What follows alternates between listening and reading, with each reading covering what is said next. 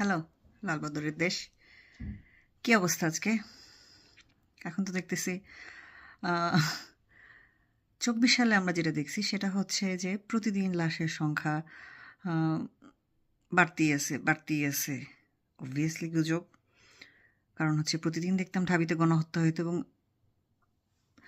আশ্চর্যজনকভাবে ঢাবির একটা পোলাপানও মরে নাই।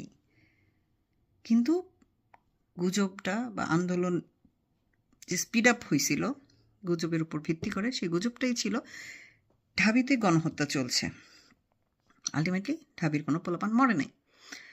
২৫ সালে এসে দেখতেছি মাইলস্টোনের ঘটনায় আমাদের মাইলস্টোন কর্তৃপক্ষ, মাইলস্টোনের প্রতিষ্ঠাতা মালিক আবার আর্মির একজন উচ্চপদস্থ অবসরপ্রাপ্ত কর্মকর্তা। তো তার প্রতিষ্ঠানে যখন বিমানটা ভেঙে পড়ল, সো কল্ড ভেঙে পড়ল, দেখতেছি যে সরকারিভাবে বলতেছে ২৯ জন, আইসপিআর বলে ৩২ জন, আর মাইলস্টোন অতিরিক্ত চাটাবাজি করতে করতে বলতেছে ২২ জন। ১০ জনের কমপ্লিট ডিফারেন্স। মানে এরা এতই চাটছে যে এরা ১০ জন হাপিস করে ফেলছে খুবই অদ্ভুতভাবে। মানে আমি বুঝলাম না যে এইটা কিভাবে কমে আসে। আপনারা বুঝতে পারছেন? আচ্ছা, এই মাইলস্টোনের সংখ্যাটা ক্রমবর্ধমান হারে কমে যাচ্ছে কি করে? এটার কোনো যৌক্তিকতা আমি খুঁজে পাইতেছি না।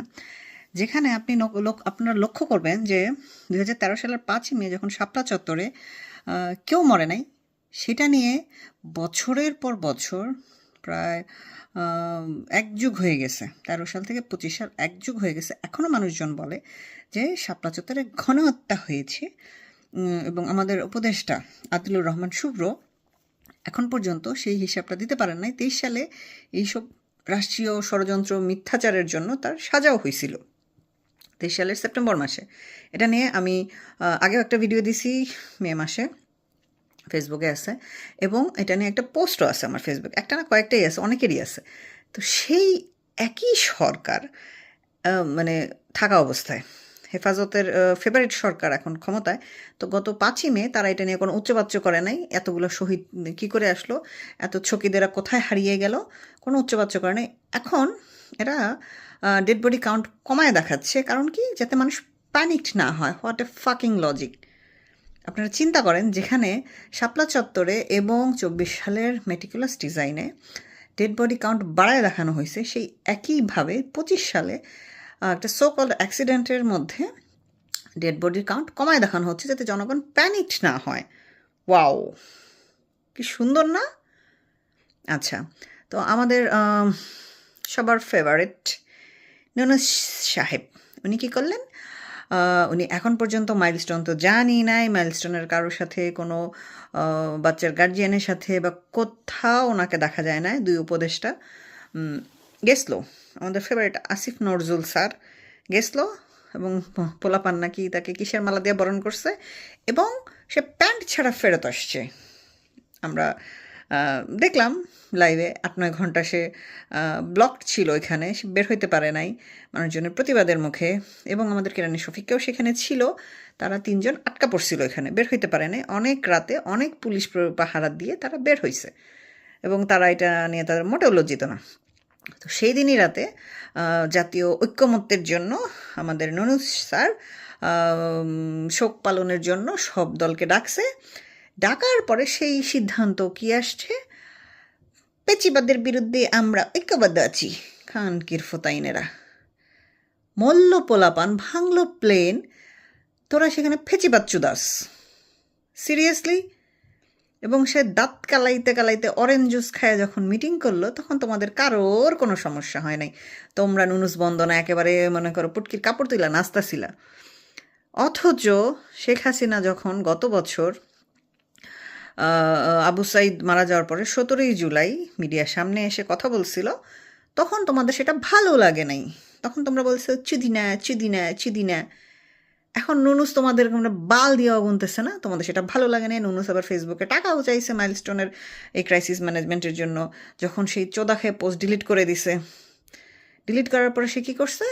উত্তরার ১২ নম্বর গোরস্থানে জায়গা আলাদা করে দিছে, যাতে তাদের স্মরণে এখানে কবর দেয়, এখানে সে মেমোরিয়াল বানাবে। সুদানের ফুয়া, মেমোরিয়াল চোদাস। মানুষের গার্জিয়ানদের কাছে তোর আজ পর্যন্ত যাওয়ার সময় হয় নাই। 21 তারিখ থেকে আজকে 25শে জুলাই, এখন পর্যন্ত তোর যাওয়ার সময় হয় নাই। কোনো একটা গার্জিয়ানকে ডেকে ডাকবি কি জন্য? তুই গার্জিয়ানের কাছে যাবি, স্কুলে যাবি, তুই যাস নাই। কেন যাস নাই? কারণ হচ্ছে স্কুলটা আর্মিদের। উল্টা কি করছে নটির ফুত, আর্মির খাটকা পাইন্না নোটই বউগুলারে ফেসবুকে লালাইয়া দিছে যে তোমাদের বাহিনীর, তোমাদের মরদগুলার, তোমাদের ভাতারগুলার বীর গাধা ফেসবুকে লেখা শুরু করো। এক এক নোটই এসে লেখা শুরু করছে, মানুষের চোদা খাচ্ছে, খুব ভালো লাগতেছে। তাদের জামাইরা বীর। এই তোদের জামাইরা কি ভাই বোন আর্মি অফিসার হয়ে পয়দা হয়েছে? ইন্টার পাস করে ঢুকছে লং কমিশনেরগুলো, আর বাহিরি তো সবটি তো একরকম কমিশনে ঢুকে নাই, আলাদা আলাদা কমিশনে ঢুকছে। বিএমএ লং কমিশনে যেটি ঢুকে এটির একটা কোয়ালিটি থাকে, যদিও কোয়ালিটি আমরা দেখতে পাচ্ছি ভেরি নাইস অ্যান্ড অ্যাট্রাকটিভ। যারা ইউএন মিশনের লোভে দেশ বেচে দেয়। আজকে বিবিসির নিউজ বের হয়েছে।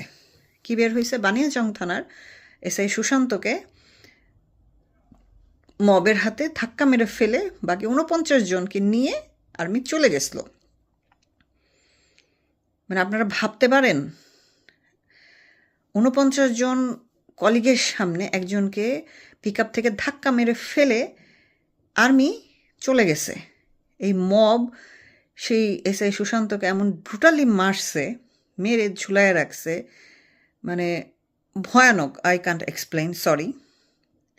বিবিসি নিউজ প্রকাশ করছে এবং মানে এটা সবাই বলতেছে এবং তার কলিগরাও ইয়ে করছে, স্বীকার করছে যে আসলে এই ঘটনা ঘটছে এবং এটা আর্মির করা।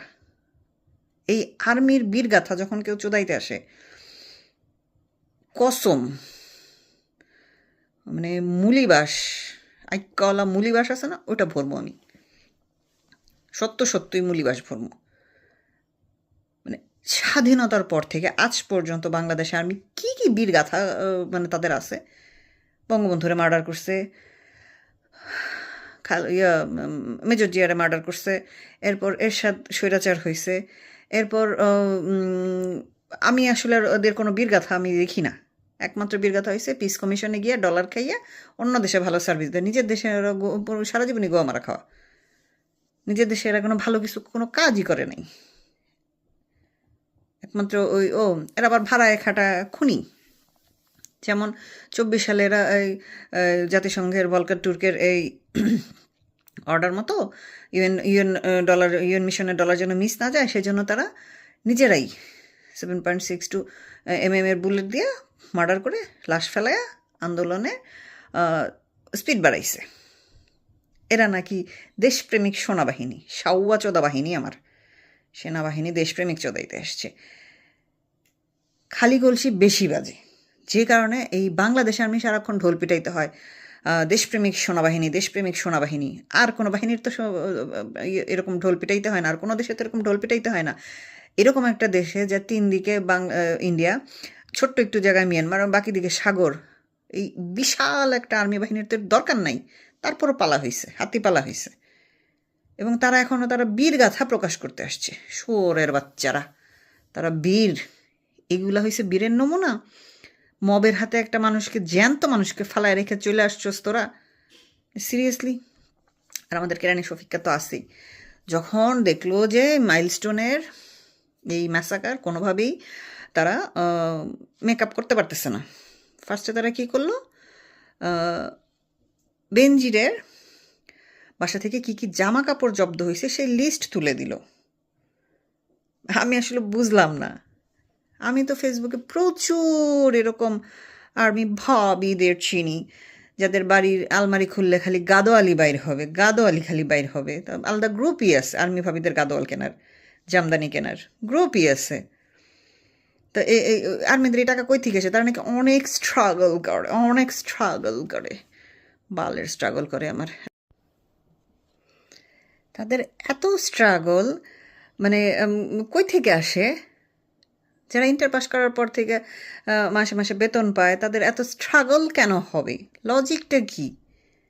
কোনো লজিক আছে? কোনো লজিক নেই, একটু ফাচুকি আলাপ এটা। আচ্ছা, এরপর বেঞ্জিরের পরে কি দিল তারা? বেঞ্জিরের পরে দিল বাংলাদেশ ব্যাংকের কর্মচারীদের, মহিলাদের ছোট হাতের জামা পরা যাবে না, শালীনতার একটা নোটিশ টাঙ্গাই দিল। মা ভাবছিল মানুষ এটা খাইয়া মাইলস্টোনের কাহিনী ভুলে যাবে। এরপর কোনো কিছুই যখন পারলো না, এরপর তারা কি নিয়ে আসলো? এরপর তারা নিয়ে আসলো হচ্ছে শেখ হাসিনার ফোনালাপ ফাঁস, আল জাজিরার রিপোর্ট। আল জাজিরার রিপোর্টে কে কে আছে? আমাদের ফেভারিট কেরানি শফিককে আছে, আমাদের যুদ্ধাপরাধীদের উকিল তাজউল্লাহ খানকির পুত আছে, আরেকটা আছে আমাদের শিবির সভাপতি এক্স ছাত্রলীগ অফ ঢাবি সাদিক কাইয়ুম। 3 পাগলে আছে, সরি 3 খানকির ফুতে আছে। তো এই 3 খানকির ফুত যেখানে আছে সেটা যে কত ভালো একটা report, we all know that. তো জাজিরায় দেখলাম হাহা রিপোর্ট জয় জয় কার চলতেছে, মানে পাবলিকও এখন এগুলা খায় না।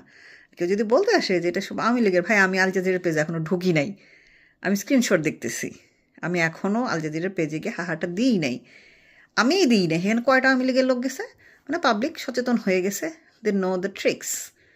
তাদের এসব খেলাধুলা, এসব নকশামি পাবলিক ধরে ফেলছে। কিন্তু কিছু ঘাউরা চোদা লালবদর আছে খানকিরা, এরা এখনও নুনুসের টুন্ডাধন চাইতেই যাচ্ছে, চাটাচাটির কোনো সীমা পরিসীমা নাই, এরা আলটিমেটলি চেটে যাবে। ডোন্ট ওয়ারি, চাটুক, আমাদের কোনো আপত্তি নেই।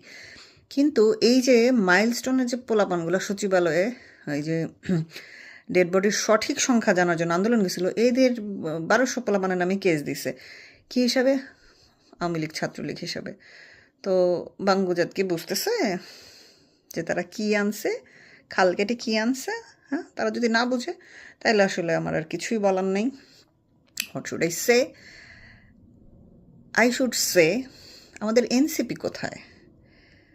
এনসিপি হাবদাল্লা ফাড়ার বাচ্চা ফাড়া, সে চিল্লাইতেছে আওয়ামী লীগ অল্প রক্ষাতে আসছে, আওয়ামী লীগ এই সুযোগ ফিরে আসতে চাচ্ছে। আওয়ামী লীগ কি উইরা গেছে? হ্যাঁ, আওয়ামী লীগ দেশেই গেছে। আওয়ামী লীগ লোকজন কি, আওয়ামী লীগ দেশের 35% লোক আওয়ামী লীগ করে, সেই দেশে আওয়ামী লীগ কি ব্যানিশ হয়ে গেছে? তুই একটা রিসেট বাটন চাপলি নুনুসের মতো আওয়ামী লীগ ফুস হয়ে গেল? এত হস্তা না। তো তোরা মাইলস্টোনে গেছস, গেলে তোদের জামা কাপড় থাকবো, হাড্ডিগুড্ডি জায়গা মতো থাকবো? তোরা তো যাস না মাইলস্টোনে।